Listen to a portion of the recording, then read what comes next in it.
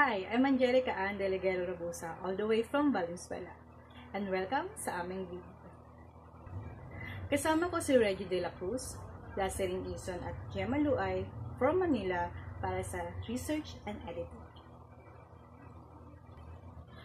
Nakakalungkot man dahil ngayon ay pandemic. Hindi pa rin na-allowed ang mga schools para sa face-to-face classes. But nothing is impossible because of our technology and also sa pagtutulungan na rin ng each member para magawa namin ang video ito. At para sa kukumpleto ng video ito, narito ang mga kaklase ko mula sa Marilao, Bulacan. Kaya Team Bulacan, take it away! Hi, we're from Group 11 and I am Jeanette Kahanding. I'm Rowelly Jane Agbayani, I'm John Ray Arma. And I'm Edward Espana. and we're going to make Peanut butter cookies!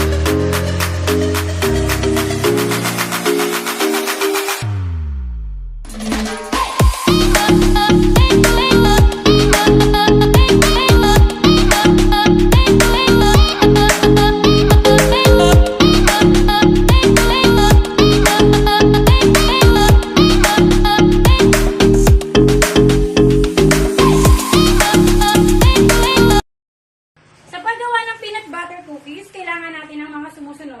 1 1/3 cups of brown sugar. 1/3 cups of milk.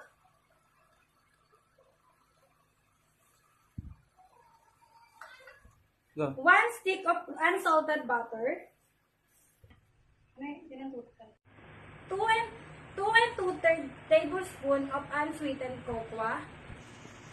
2 cups of oats.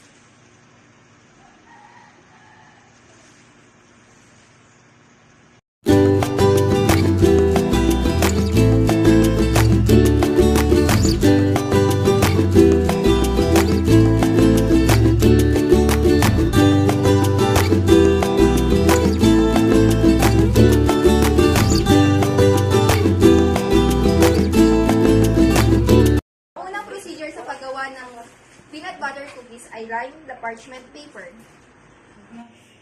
Sa ikalawang procedure, kailangan nating pakuluan ang mga ingredients. Una ay ang sugar.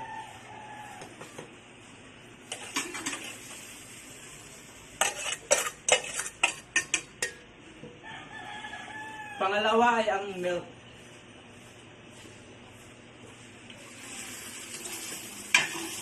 Kailangan natin yung apoy natin is medium flame lang para hindi siya madaling masunog.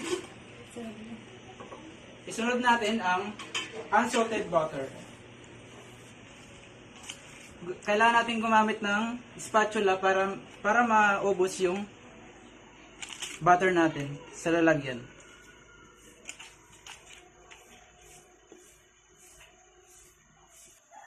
Sunod naman ay ang cocoa.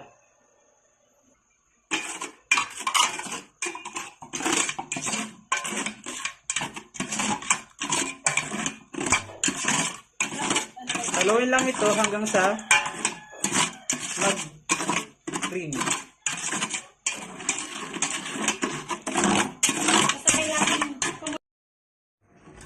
Sunod, stirring mo kayo siya na rin. Sunod, haluin lang siya ng haluin. Di ba ganun ba? Haluin lang siya ng haluin hanggang kumulo. Hanggang kumulo ng about 1 minute. Ano about? Ano gusto yun naman?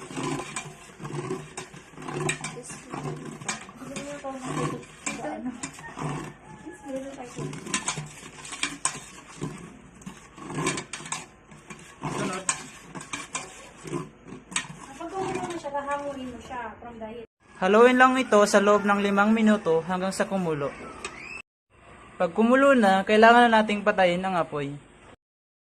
Pagkatapos, ihalo natin ang oats. Halo-haloin lang natin hanggang siya ay matunaw.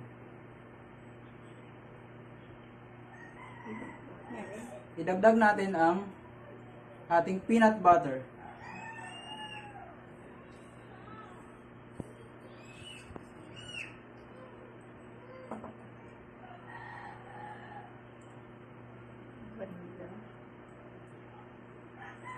Ang ating vanilla at ating salt, konting salt.